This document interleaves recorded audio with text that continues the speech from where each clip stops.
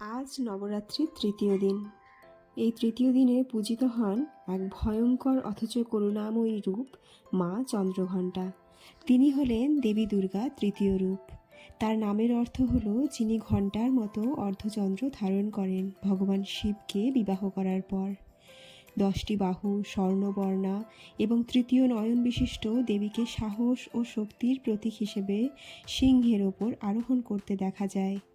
যখন অসুরদের অত্যাচারে দেবলোক কেঁপে উঠেছিল, তখনই মা ধারণ করেন এই ভয়ঙ্কর রূপ। যুদ্ধের সময় তার এই ঘণ্টার শব্দে কেঁপে উঠত দিকবিদিক।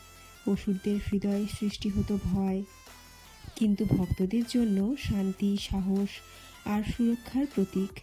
মায়ের কৃপায় দূর হয় সব বাধা, মনের ভয় হয়ে যায় শক্তিতে রূপান্তর। তাই আজ মায়ের পূজা করা হয় সাহস ও আত্মবিশ্বাস পাওয়ার জন্য। মা চন্দ্রঘণ্টা শুধু যুদ্ধের দেবী নন, তিনি হলেন অন্ধকারের মাঝে জাগ্রত এক আলোর শক্তি। জয় মা চন্দ্রঘণ্টা।